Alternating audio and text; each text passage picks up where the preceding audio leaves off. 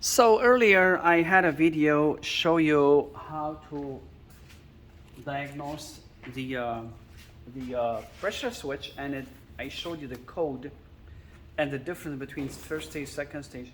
Now here I'm going to show you how to diagnose the pressure switch, how to remove it, and what are the main symptoms that cause the pressure switch to fail. So again, remember, this is two-stage, not first stage, okay? So a lot of times, I mean, as far as the removing the thing, you can just remove this two screws here, and you need to remove the rubber hose, okay? So what's happening here is, if you look, I would say take a lot of pictures if you're removing this. Take a lot of pictures from different angles, so you know which wire goes where. These, maybe you can cross them. It doesn't matter which one goes where. But if I were you, I put like a little black electric tape on it, so you know. So you remove these, you get the new one, you put it back. Okay. Now a lot of time you have to, you can, in order to fix it temporarily, or maybe sometimes the switch inside is stuck. You can go and blow in it and out. Don't go crazy. Just not too much pressure. You know, you don't want to break it. So you go like this. Many times. Sometimes you can release it. Okay. Again, it's all you're trying to provide yourself heat. Now here also there's a nipple.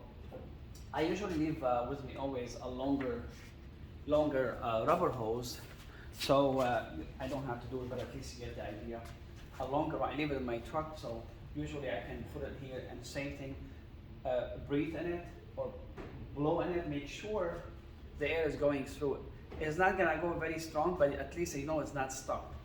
Okay, if it's stuck, you have to get a really fine steel wire and then poke it. Okay, so these are one of the ways you can, if you're lucky enough, you can fix it without buying another one. Because a lot of times this thing can.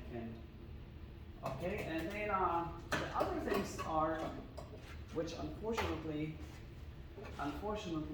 80% cases, it's not a problem with the pressure switch. It's a problem with other possibility. I will tell you in a minute.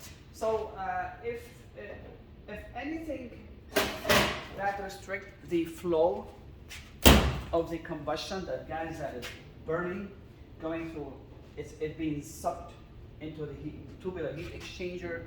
I have another video, I show the heat exchanger from the other side.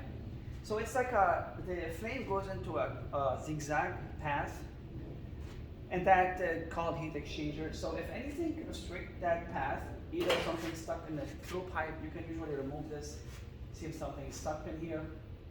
Or sometimes the chimney itself is deteriorating and building a lot of dirt and stuff and blocking where it's connected to it.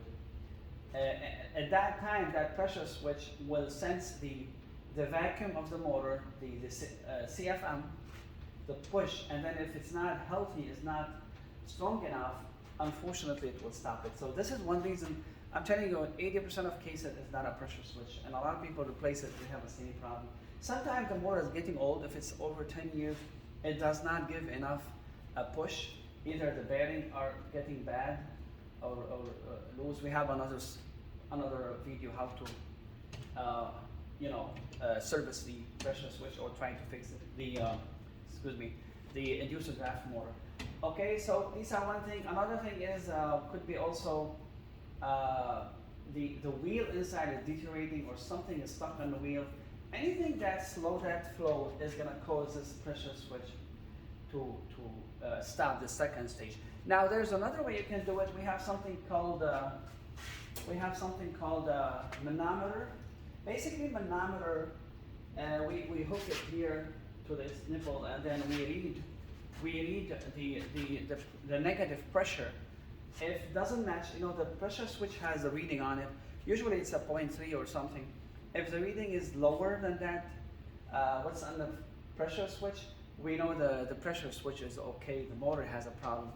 If the reading is not strong enough to go over what the reading is, then we know the pressure switch is bad.